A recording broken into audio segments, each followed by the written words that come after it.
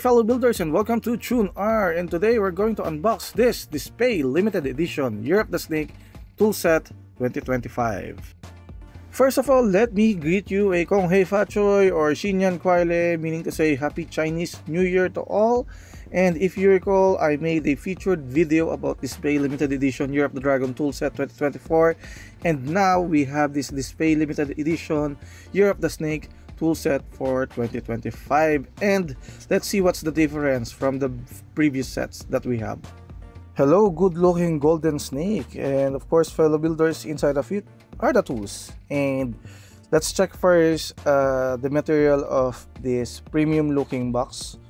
As you can see, the red felt paper, the Chinese New Year vibe, and then bigger compared with the Year of the Dragon toolset. And I've noticed meron din siyang foam here, serves as the protection for the tools here. So it's another new thing. And may na-notice ako, meron tayong ribbon here na pwede nating i-pull up. And there you go, another set na naman ng tools like tweezers and yung leather ng nipper.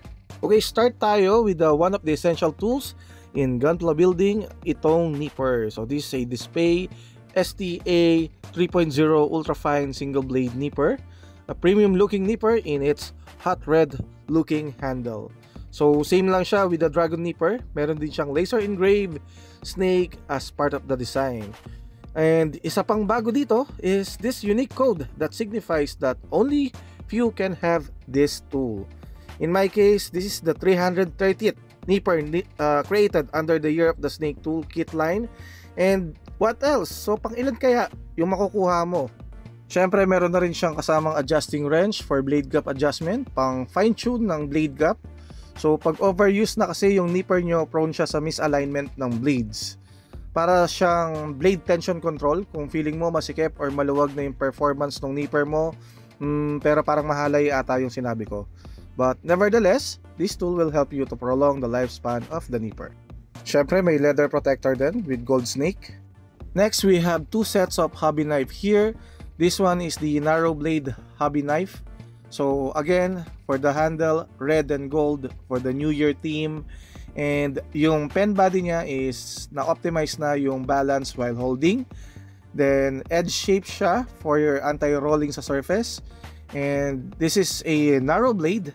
So pag narrow blade ang gamit mo, good siya sa trimming ng tiny knob marks in tight spaces, accurate in cutting decals and masking tapes, and pati sa pag-scribe for fine panel line and details, pwede ang narrow type blades.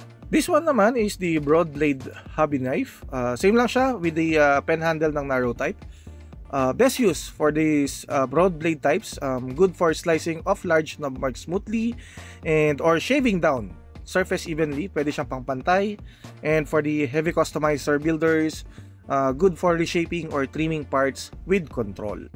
Well, definitely very easy lang manotice yung blade niya, yung difference ng blade niya. So ito yung size comparison between these two hobby knives. And sa blade grip or blade holder lang siya talaga nagkaiba or nagkatalo. And syempre, hindi lang naman for one-time use ang hobby knives natin. With this kit, it comes with two sets of spare blades. This one is for broad blades with 20 spare blades secured in this plastic box. And here naman, for the narrow blades, it has two compartments. Yung isa is for the spare ng 20 pieces of blades, and the other side is for the safety trash for old blades. So fellow builders, please be responsible sa pagtatapon ng mga old blades natin dahil pwede siyang makadisgrasya sa mga nagdadampot ng basura natin sa labas. Of course, they still have the acrylic sanding pads. 6 pads with the Year of the Snake designs.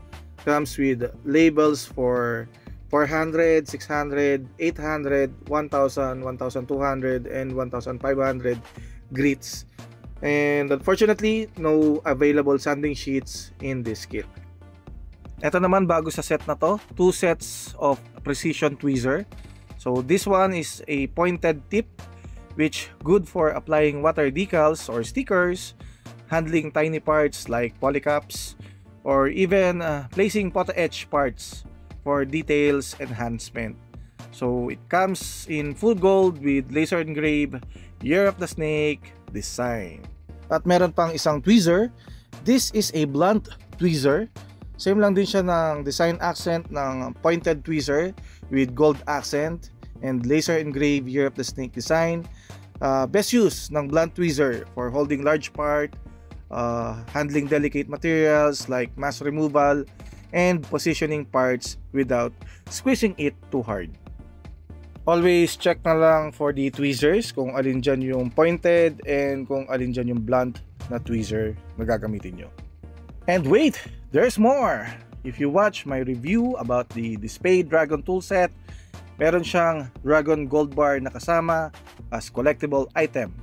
And this time, another gold item were included in this Year of the Snake toolkit.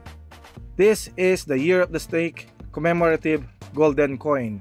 Papaswerte para ikaw magkaroon dami pabili laluan.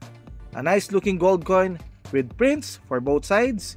And take note, fellow builders, this is a numbered item considered as limited item. So this coin is numbered 1028 out of the produced. Baka pwede nyo mabenta kay Boss Toyo sa tamang panahon. Also, I love how they include this protective case for the coin para nga naman iwas fingerprints and premium ang dating. And sabi nga ng uncle ni Jackie, melon pa isa! May sinama na naman silang another collectible item. Ito ang Year of the Snake commemorative ring. Yes, pwede mo siyang isuot as part of your jewelry accessories and comes with good snake looking details. So ayan, may excuse ka na para mabili mo ito. Sabihin mo yung singsing talaga ang pakay mo para mabigay mo sa jowa mo. And may taglay itong sikretong kapangyarihan kapag suot ito ng jowa mo. Kapangyarihang na lagi kang bibilhan ng Gundam ng jowa mo. Charot. Kidding aside, this is another good part of their freebie. There you go, fellow builders! A quick walkthrough for this premium and collectible toolkit of Display. Definitely, this is a collectible toolting. You may use it or you may keep it. And for the Limited Dragon toolkit, if you want a full reference, you can check my YouTube channel for the detailed review of the Dragon toolset and see the difference between the two. Indeed, there were some tools similar with the previous kit, but still they have their differences in style. To all Year of the Snake fellow builders out there, this might be your lucky charm in building your Gunpla and completing your collections more and more. So if you are interested with this item, you can check Hobby Ali's website page, Facebook, Lazada, and Shopee pages. And please don't forget to subscribe to my channel. And this is Display Limited Edition Year of the Snake Toolset 2025. Until next time, here in Chun R, just build more and build up.